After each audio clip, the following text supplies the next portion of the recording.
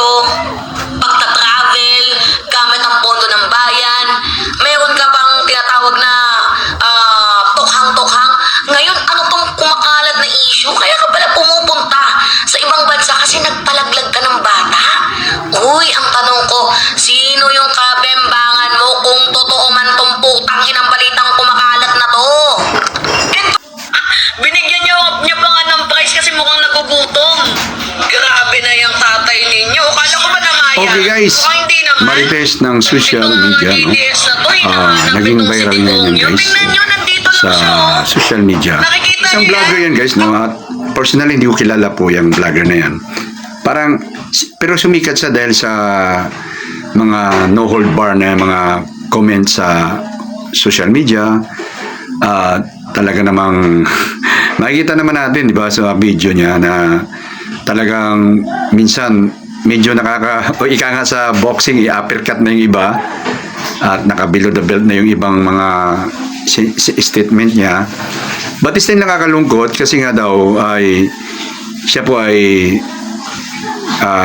hindi ko alam kung ano gagamitin kong salita, no? Pero siya daw ay binaril habang nakamotor, kalokan. Hindi ko inalam ang buong detalye sa pangyayari. Basta nasawi siya dahil may riding in tandem na nagkuhan sa kanya, no? So, kaya hindi ko re-reactionan yung bilang siya, no? Kasi alam mo kasi sa social media guys, kanya-kanya tayong diskarte rito para makilala. Ako nga, halos na lang ilabas ko yung wet packs ko eh. Makilala lang, pero talagang hindi. Kasi may mga tao talagang malakas ang tinatawag na karisma sa mga tao, no? So wala tayong magagawa kung hindi tayo makikilala ng tao, hindi tayo sumikat. Kaya yung iba, talaga namang gagawin lahat para lang mapansin sa social media. Kanya-kanyang diskarte lang ang mga vlogger. At yun na nga, yung iba ay hindi na nila nakita yung tinatawag na dangerous side ng social media, no? Ang social media guys ay libreng tinatawag na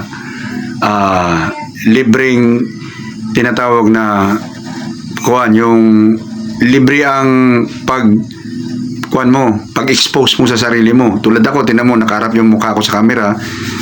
Hindi po, may mga tao akong kunwari nasasaktan ko sa mga sinasabi ko, ay hindi mo alam kung sino yon kasi bakit expose yung pagkatao mo. Kaya nga may mga tao, makikita nyo ang mga mayayaman, ang mga totoong mayayaman guys, yung may pera, hindi yan humaharap sa camera.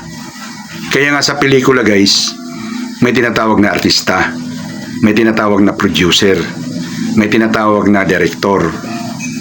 Ang mga producer guys, yun yung mga mapera. Sila ang nagbibigay ng sweldo sa mga artista. Yung iba dati, hindi nagpapakilala. Kaya lang mga lately na nakikilala na natin, tulad nila na Fernando Po Jr., Nelito Lapid, mga producer yan ng pelikula eh, no? So sila na mismo nagpo-produce ng sarili ng pelikula. Pero dati, talagang ang nagpo-produce yan ay may mga pera. Sila Mother Lily dati, kung sino bang hindi nakakilala sa kanila, no? So hindi yan humaharap sa camera kasi nga expose ka sa makaramihang tao, no? So ano pa kaya kung magsalita kang na medyo sa isang mga mabigating mga high profile na tao na medyo mahahapdi na salita, no? So nakikiramay po ako sa pamilya po nung vlogger. Alam kong ginagawa lang naman niya na para lang komentary kumbaga sa kanyang page, sa kanyang channel, no? Nagko-komentary siya. Pero nakikita naman natin kung gaano kaanghang yung mga binibitawan niyang salita. Still sana, no? Hindi na sana napipersonal ng iba, no? Hindi napipersonal ng iba. Pero sabi ko nga, social media is social media. Nandito lahat ng klaseng taong putol-putol ako kasi nasa negosyo ako, maliit yung negosyo ba. Anyway, sa social media guys ay alam natin na halo-halo ang tao rito. Kanya-kanyang ugali. May mga palaban, may mga tahimik lang, pero talaga namang so hindi natin alam. Especially kung tayong nakaharap sa camera ay hindi natin alam kung sino yung nagagalit sa atin at hindi. At lalo na yung iba ay napipersonal ang mga nakaharap sa camera, which is ginagawa lang naman to para lang magkaroon sana ng konting income ba.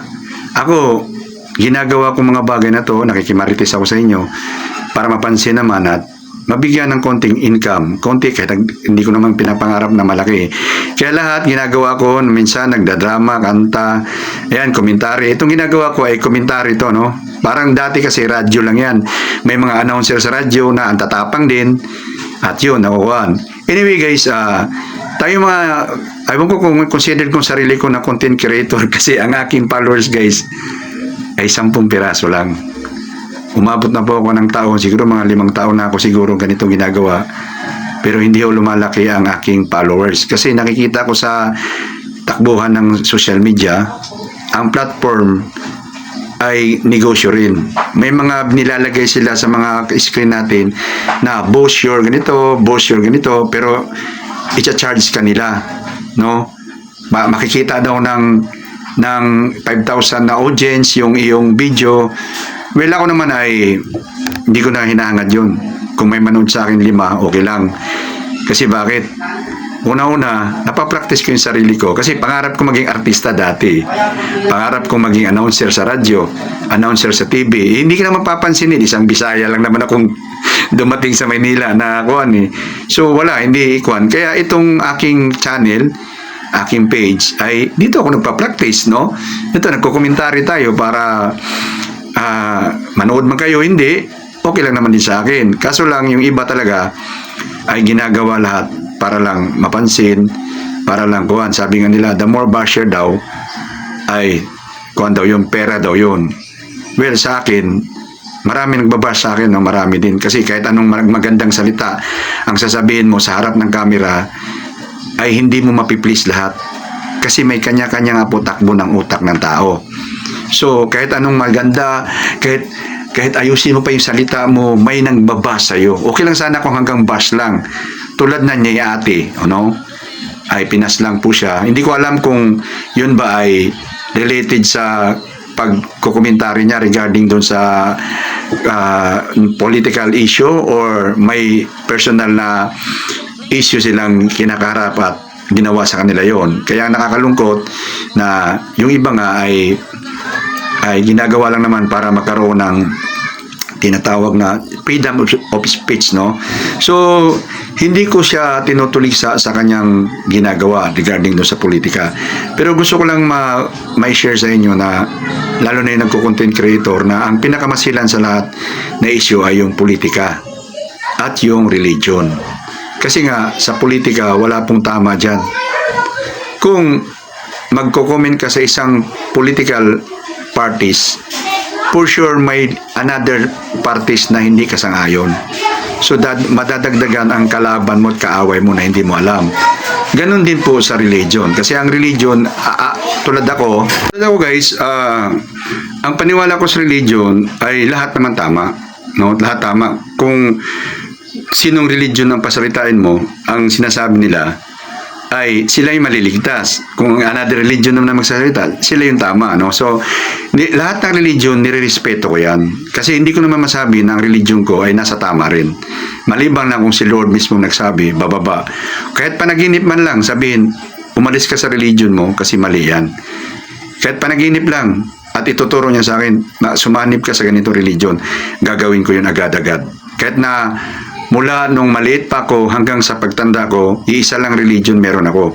No? Pero sa ngayon, nire-respeto ko lahat ng religion. Kaya yung iba, pag binatikos yung ibang religion, binabastos nila, ay talaga namang, siyempre yung mga member, masasaktan. Pero yung ibang member, nasasaktan lang. But yung ibang member, hindi mo makuha, hindi mo kayang kontrolin. At yung emosyon nila na yun na nga, maaring gumawa ng hakbang na hindi may kakagusto. Ganon din sa political, no? Kung masyado mong barabang minaliit mo na o tinapakan mo na, basta ganon, ay talaga namang nakakapanggigil doon sa mga taong followers, no? Tulad ni ate, ayan. Kung papakinggan mo yung mga kuha niya, dumaan sa akin diyan minsan eh. Dumaan sa akin minsan, sabi ko, ano kaya meron itong babae na to? Bakit grabing tapang niya? Sabi ko, grabing tapang niya na basta wala siyang no hold bar magsalita. No? Parang, kuhan ba? So, naintindihan ko siya na ginawa niya yon dahil para ba makuhan? the more basher nga daw the more mas maraming pera. But still nga, hindi natin masabi yung consequences noon. No? So, I hope na tayong mga content creators ay dahan-dahan, hinahinay tayo, be conscious, be alert sa mga sinasabi natin sa online at sa mga content natin kasi talagang lahat naman ginawa na. Ako ginawa ko na lahat, kumain, kumanta, sumayaw, tumambling. Yung iba ay talagang napaka-dangerous na yung iba, no?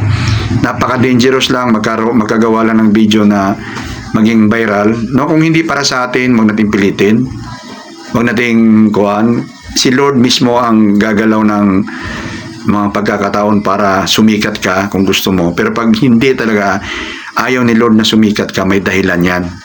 No, may dahilan yan. Tulad ako, ang followers ko sa lahat ng platform ko ay lagpas na ng 10. Natatawa ako minsan yung video ko, nanonood, 3 lang, si Raulo pa yung isa. Yung isa bulag pa. Anyway, ganun lang guys, yung mga content creators, dahan-dahan tayo.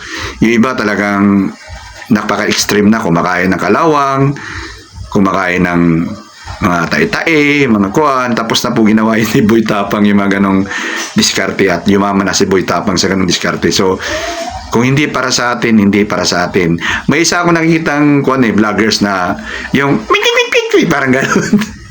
Hindi niya sinadya pero talagang sumikat siya ng gusto kasi yung mga bata natatakot niya. Wait, ganun.